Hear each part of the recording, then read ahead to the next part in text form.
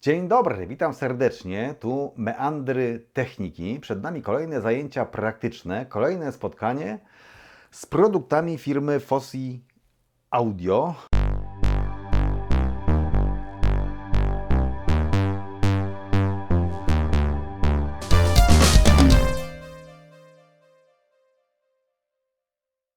Dzisiaj dwie rzeczy. Wzmacniacz słuchawkowy DAC ZH3 i słuchawki planarne i5. Zanim przejdziemy do rzeczy, słowo podziękowań, bo nie byłoby całej tej zabawy, nie byłoby tego filmu, gdyby nie polski dystrybutor, firma C4i, która dostarcza mi te urządzenia, te akcesoria do testów i do filmów, odnośniki do firmy, do jej strony internetowej, do sklepu tych konkretnie produktów pod filmem. W jego opisie na hasło meandry oczywiście zniżka. Dzisiaj będzie mowa o słuchaniu muzyki przez słuchawki i muszę powiedzieć, że kiedy przygotowywałem się do odcinka i tak merytorycznie, ale też trochę mentalnie, sporo sobie myślałem. Wychodzi mi, że słuchawek używam chyba ze 40 lat. Może blisko 40 lat. Miałem takie przemyślenia, że słuchawki wszystkie właściwie służą do jednego i tego samego, czyli do tego, by dostarczyć nam dźwięk prosto do uszu. Natomiast sytuacji, w których my potrzebujemy bądź chcemy tego, jest wiele, przeróżnych i dlatego słuchawki mają też przeróżne formy i konstrukcje. Dzisiaj będziemy mieli do czynienia ze słuchawkami planarnymi. Ja nie ukrywam, że pierwszy raz w życiu mam coś takiego w rękach i na głowie.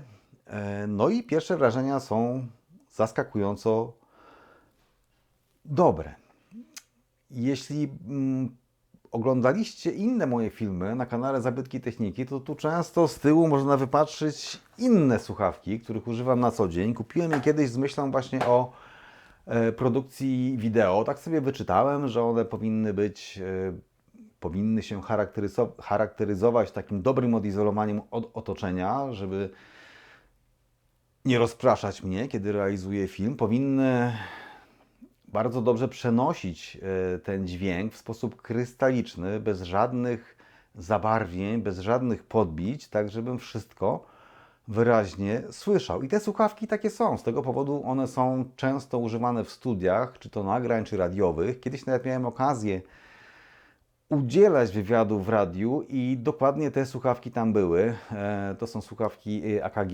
Nawet można znaleźć na YouTubie zdjęcia Freddie'ego Mercurego w tych słuchawkach. To jest tak stara konstrukcja. No ale dzisiaj nie mówimy o słuchawkach AKG, nie mówimy o słuchawkach studyjnych, tylko mówimy o słuchawkach, które mają służyć do słuchania muzyki w komfortowych warunkach, w domu i w ciszy. One mają nam dać jak najwięcej przyjemności z tego słuchania muzyki, mają nam zapewnić jak najwierniejsze odtworzenie tego, co artysta wymyślił i przygotował. I do tego właśnie służą słuchawki planarne.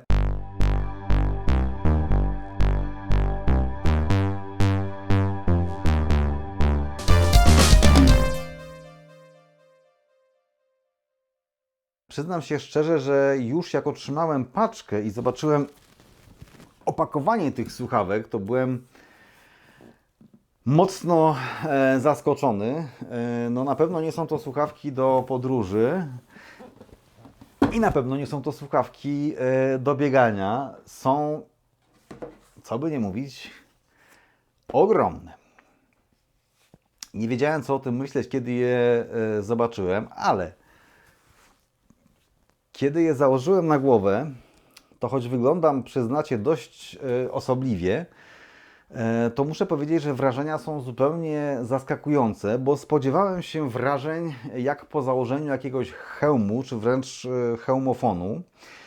A tu okazuje się, że to wrażenie jest takie bardzo lekkie. One nie izolują od otoczenia. Tutaj są dość przewiewne i jak się je założy niewłączone, to naprawdę sporo słychać, ale nie o to w nich chodzi. Tutaj chodzi o to wierne odtwarzanie dźwięku, wierne odtwarzanie muzyki i temu służą przetworniki planarne. Trochę doczytałem.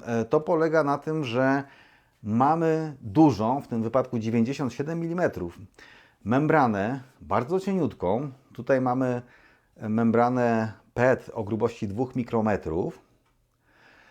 Na tej membranie napylone w technologii magnetronowej są uzwojenia cewki. Zewnętrzna warstwa tych uzwojeń jest ze stopu niklu i kadmu, a wewnętrzna warstwa to czyste srebro.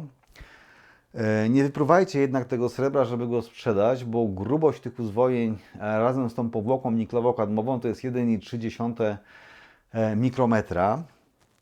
Te słuchawki planarne w ogóle i w szczególe tutaj, jeśli chodzi o Fosi Audio, nie są tanie, bo to nie jest prosta technologia. Nie chciałem się jakoś tam bardzo w to zagłębiać, ale generalnie chodzi o napylanie tej metalicznej przewodzącej warstwy w polu magnetycznym z wykorzystaniem plazmy, więc no nie są to proste rzeczy, wymagają ogromnej precyzji i ogromnego zaplecza, stąd ta cena, ale w zamian naprawdę sporo otrzymujemy, bo powiedziałem Wam, jakie są wrażenia, kiedy założymy te słuchawki, ale co się stało w momencie włączenia muzyki? Otóż okazuje się, że naprawdę jest dobrze, naprawdę ten dźwięk jest krystaliczny i przejrzysty, nie brakuje mu tonów niskich, to też wynika z wielkości tego przetwornika. Próbowałem różnych rzeczy tutaj słuchać, bo z jednej strony mam trochę takich testowych plików wysokiej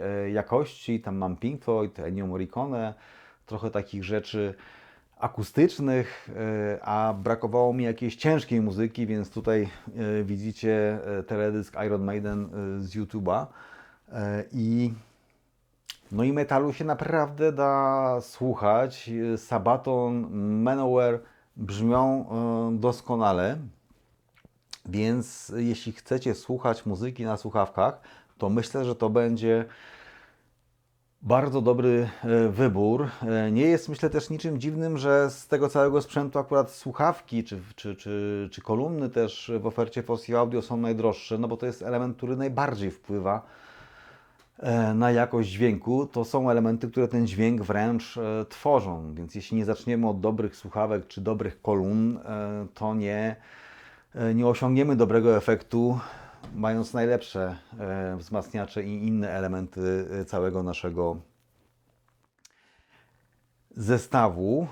Co jeszcze warto o tych słuchawkach powiedzieć? No jaki to jest design? No to oczywiście każdy z Was widzi.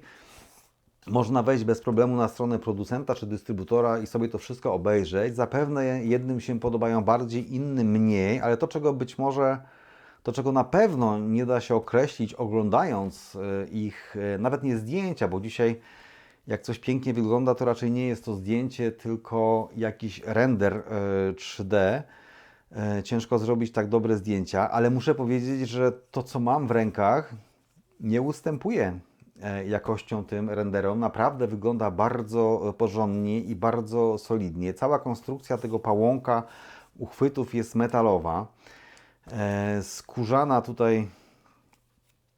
Skórzany ten pasek, który opiera się na głowie, więc efekt jest taki dość przyjemny. Co ważne, nauszniki są wymienne, mocowane na rzepach i one są dostępne w ofercie Fosi Audio. Jak się zużyją, można sobie kupić. Dla mnie osobiście pozytywem jest to, że mimo że są wykonane tutaj dookoła z takiej ekologicznej skóry i widać na niej takie minimalne otworki, więc jest jakaś wentylacja, to od strony głowy jest to powierzchnia taka zamszowa, co dla mnie jest bardziej przyjemne i nie powoduje takiego pocenia jak kontakt ze skórą, więc to jest jakby rzecz dopracowana. Kolejna sprawa to przewody. Przewody są odłączane i są podłączane oddzielnie do każdej ze słuchawek. W efekcie nie mamy żadnego przewodu, który by łączył te słuchawki gdzieś tu kabłonku, bo jak się zastanowimy, co się zużywa w słuchawkach, co się psuje, no to na pewno te nauszniki, tu mamy, wymienne. I kolejną rzeczą, która no musi po pewnym czasie ulec awarii, to są przewody, które się przecierają, przestają kontaktować i w słuchawkach, gdzie nie są odłączane, no jest problem, tak? One często zresztą są tak skonfigurowane, że nawet bardzo trudno jest wymienić taki przewód. Tutaj tego problemu nie ma. Mało tego, dostępne są różne te przewody, no bo skoro mamy oddzielne podłączenie do każdej ze słuchawki, to możemy to robić na różne sposoby. W ogóle te słuchawki i5 są dostępne w dwóch wariantach. Te warianty właśnie polegają na dołączonym przewodzie. Nie wiem dlaczego one się nazywają online i offline, ale chodzi o przewód symetryczny i niesymetryczny. Czyli może to być wtyk typu mini jack i to jest wtedy przewód niesymetryczny. To znaczy, że do każdej słuchawki biegnie jedna żyła otoczona ekranem i zarówno ta żyła, jak i ekran przewodzą sygnał. Albo tak jak tutaj mamy przewód symetryczny z tym 4 mm wtykiem i wtedy do każdej słuchawki biegną dwa przewody otoczone jeszcze ekranem. Co zapewnia lepszą jakość, lepszą jakby separację od zakłóceń. Oczywiście można kupić sobie taki wariant bądź taki wariant, ale jak już któryś kupimy, to nic nie stoi na przeszkodzie, żeby sobie albo dokupić drugi przewód, albo go wymienić i może to być produkt oryginalny Fosi Audio, albo jakiś inny i to co ja tutaj mam to jest kabel firmy FIO, który jest też bardzo przyzwoitej jakości i bardzo dobrze działa. Tak mi się wydaje, że chyba powiedziałem już wszystko, co planowałem.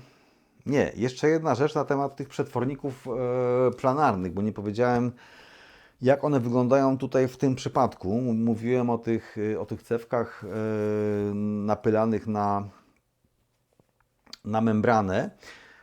Natomiast trzeba jeszcze dodać, że ta membrana razem z cewką znajduje się pomiędzy zestawami magnesów stałych, neodymowych. I tu odnośnie tych słuchawek można znaleźć informację, że tych magnesów jest 22 albo 44, więc zacząłem w to wnikać i okazuje się, że w każdym z przetworników są dwa zestawy tych magnesów, po jednej i po drugiej stronie membrany, po 11, więc 22 magnesy na jeden przetwornik i 22 magnesy na drugi przetwornik, razem 44, więc wszystkie te informacje są prawdziwe. Natomiast trochę nieprawdziwa jest wizualizacja na stronie producenta, bo tam tych magnesów jest troszkę mniej. Widocznie zakładali, że nikt nie będzie liczyć, że raczej chodzi o przedstawienie zasady działania, a nie tak wielką ścisłość.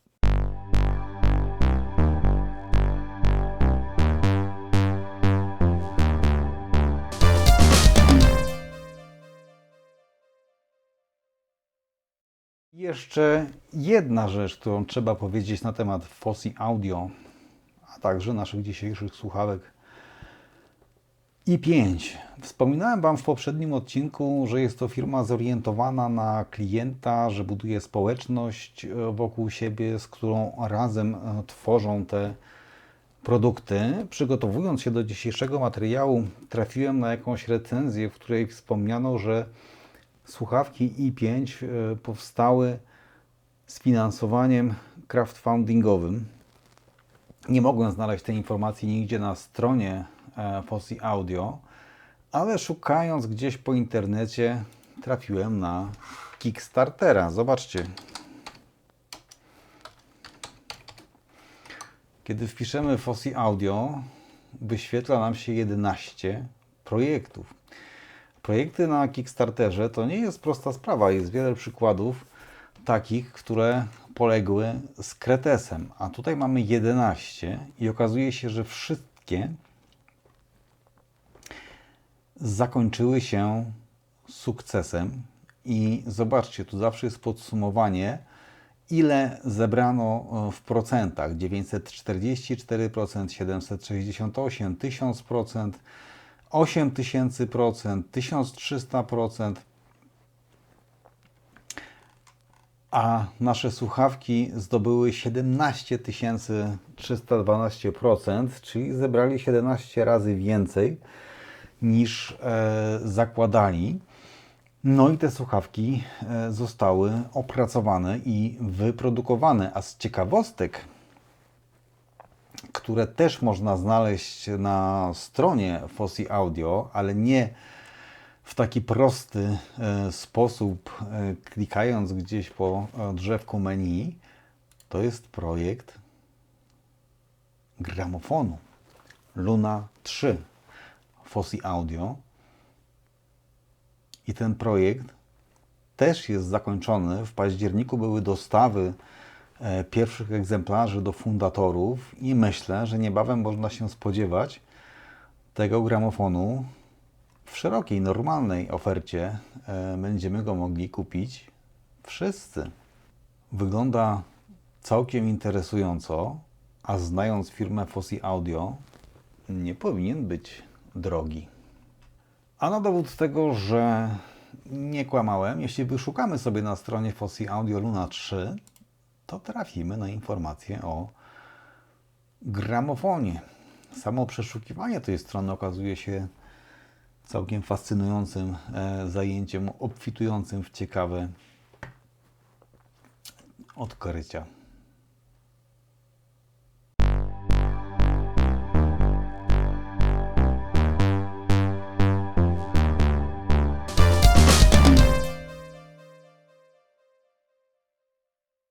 Dobrze, teraz to już wszystko. Teraz trzeba przejść do praktyki. Trochę poopowiadam Wam z zakadru. Pierwsza część testów będzie z komputerem. On będzie źródłem dźwięku.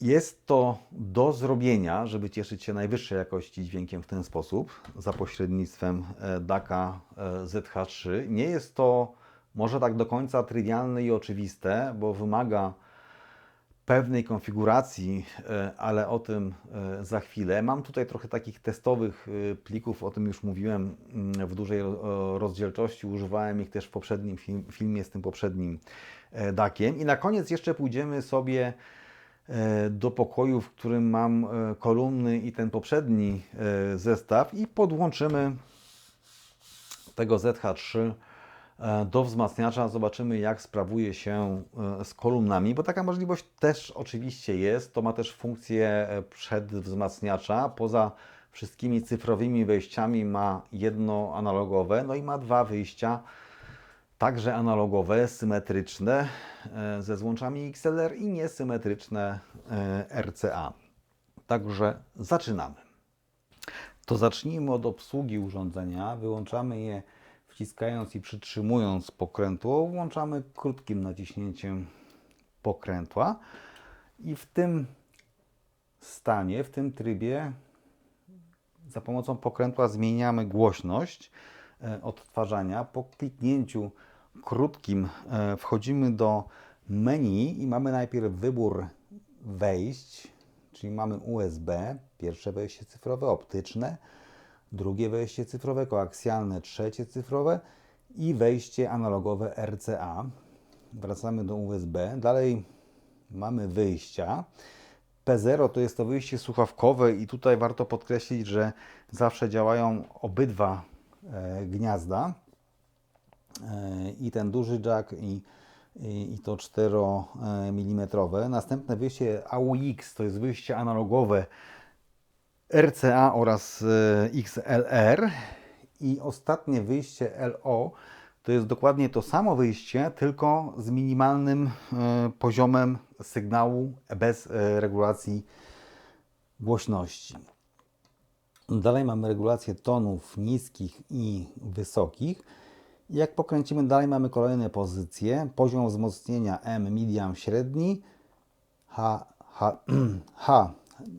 high, czyli wysoki i L, low, czyli niski. Pozostawmy na tym średnim. UAC to jest tryb współpracy poprzez złącze USB. Jeżeli wszystko działa nam prawidłowo, to zostawiamy na 2.0.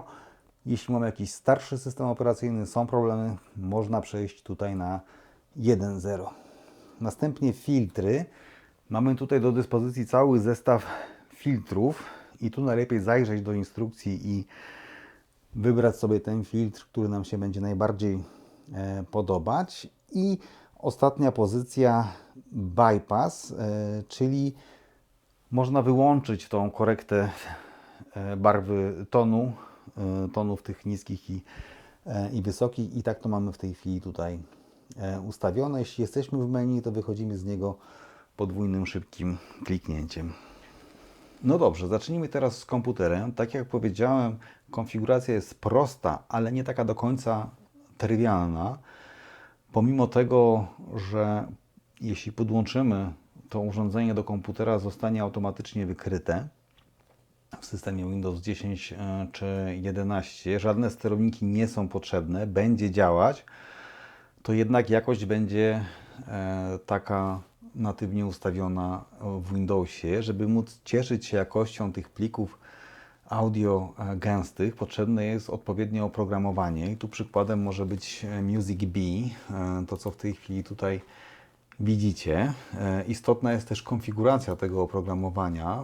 Żeby to ustawić, akurat w tym wypadku wchodzimy w edycję preferencji, w odtwarzacz i tutaj po pierwsze musimy wybrać oczywiście nasz DAC, nasze urządzenie, czyli Fosi Audio ZH3 i tryb Wasapi Exclusive. To oznacza, że karta dźwiękowa w momencie uruchomienia aplikacji jest na jej wyłączność, to znaczy nie będzie działać z jakimś innym programem w tym samym czasie, ale jeśli chcemy słuchać muzyki, to chyba tak bardzo nam to nie przeszkadza. I teraz, jeśli dobrze pamiętam, to chyba najwyższa jakość była tych plików Yellow. No i wygląda na to, że działa. Widzimy tą wartość na wyświetlaczu. Możemy spróbować coś innego. Teraz włączyliśmy i teraz się zmieniło.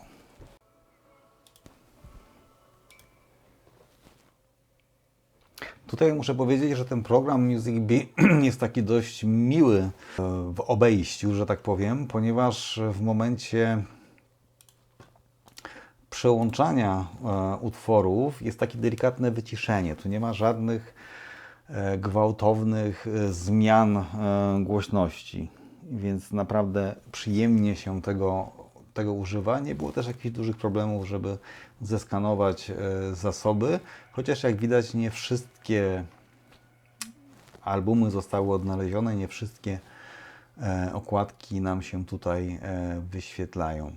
Natomiast myślę, że bez problemu widać, że to działa, że te parametry się zmieniają praktycznie przy każdym pliku.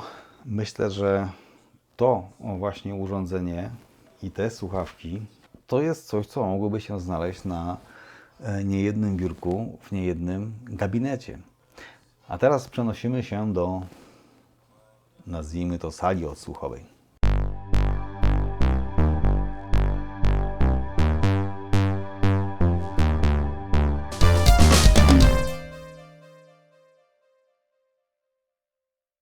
Odsłuchy zakończone. Oczywiście jest pewien problem z oddaniem tego w materiale filmowym. Procedura była mniej więcej taka sama jak w przypadku słuchawek, z tym, że źródłem dźwięku był laptop, też komputer, też Windows. Jak widzicie, mam jeszcze ten zestaw z poprzedniego filmu i użyłem tym razem wzmacniacza ZA3 w komplecie z DAC-iem ZH3. Na moje mało doświadczone ucho brzmi to bardzo podobnie do zestawu ZA3 plus ZD3.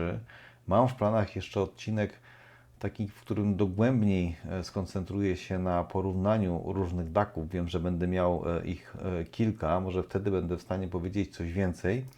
Na razie uważam, że jest bardzo nieźle i bardzo porównywalnie.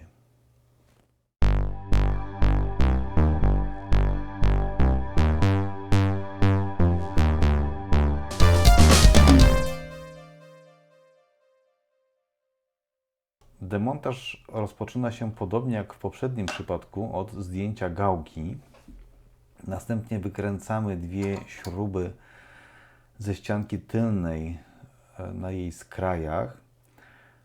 Nie musimy odkręcać nakrętki mocującej encoder, ponieważ i encoder, i wyświetlacz nie są w tym wypadku wlutowane w płytę główną, ale są z nią połączone za pomocą taśmy i przewodu. Dlatego bardzo ostrożnie wysuwamy tę płytę czołową. Należy odpiąć przewód i taśmę i dopiero wtedy możemy wysunąć płytę czołową i całą resztę urządzenia, czyli płytę główną.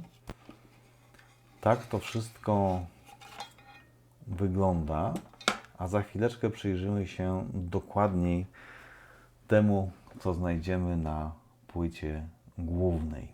A znajdziemy tutaj układ XMOS XU316 DAC-a, tym razem firmy AKM o symbolu AK4493 SEQ oraz 4 wzmacniacze operacyjne OPA 1612, w tym 2 na podstawkach, więc i tutaj możemy wprowadzać modyfikacje i tuning w poszukiwaniu lepszego dźwięku.